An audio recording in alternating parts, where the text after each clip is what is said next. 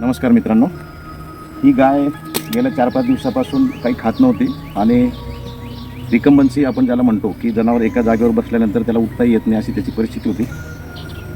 तिला डायरियाचा पण प्रॉब्लेम होता मोठ्या प्रमाणामध्ये. 8 दिवसापूर्वी तिला लूज मोशनचा प्रॉब्लेम असल्यामुळे खूप जास्ती प्रमाणात डिहायड्रेशन होतं, त्याला आपण 3rd डिग्री डिहायड्रेशन म्हणू. मग आम्ही तिला जेव्हा अटेंड केलं त्यामुळे जी लक्षणं होते त्याच्यावरून रिहायड्रेशन करण्यासाठी तिला जवळजवळ रोज 4 ते 5 लिटर IV फ्लुइड्स आम्ही देत गेलो. 3 दिवस ते जनावर खूप चांगलं राहिली ती गाय. मात्र 4थ्या दिवशी रात्री ती मेलेल्या अवस्थेमध्ये वाड्यामध्ये मिळाली. तर आज आम्हाला जी शंका होती की तिच्या पोटामध्ये प्लास्टिकच्या पिशव्या असाव्यात खूप मोठ्या प्रमाणामध्ये, असं आम्हाला शंका असल्यामुळे, कारण की ही गाय गावात चरणारी गाय होती आणि ती गोशाळेत त्या ओनरने दिलेली होती दान म्हणून.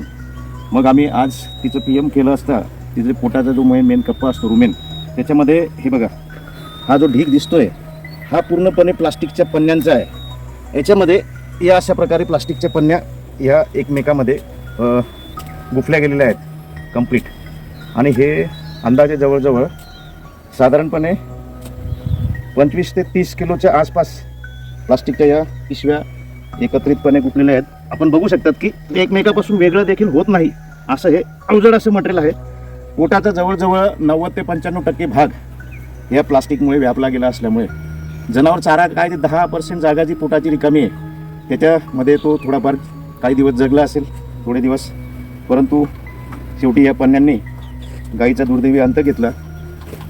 माझी सर्व नागरिकांना विनंती आहे की आपल्या घरातलं जे बासी अन्न असतं ते अन्न आपण प्लास्टिकच्या पिशवीमध्ये टाकून बाहेर टाकून देतो, कचऱ्याच्या पेटीमध्ये किंवा कुठल्या तरी ओपन स्पेसमध्ये. आणि मग हे फिरणारी जे जनावरं असतात ही अन्नाच्या शोधामध्ये त्या प्लास्टिकच्या पिशवीत, तिला ते स्मेलमुळे कळतं की याच्यात अन्न आहे, परंतु त्या प्लास्टिकच्या पिशवीतून ते अन्न सेपरेट करून प्लास्टिकची पिशवी बाजूला करणं काही त्याला पॉसिबल नाही होत. त्याच्यामुळे बऱ्यापैकी पिशवी सकट तशा प्रकारचं उष्ट अन्न जनावर खात राहते. खाता मग ज्यावेळेस अशी परिस्थिती निर्माण होते त्यावेळेस इंडायजेशन, ॲसिडोसिस, लूज मोशन्स असे प्रॉब्लेम निर्माण व्हायला लागतात.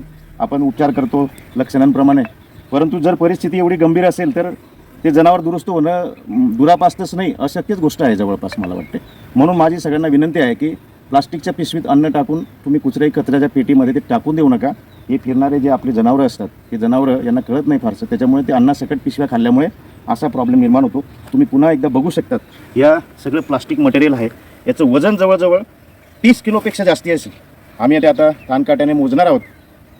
त्याच्यामुळे पुनश्च एकदा विनंती की अशा प्रकारे प्लास्टिकच्या पिशवीमध्ये अन्न टाकून फेकू नका. धन्यवाद.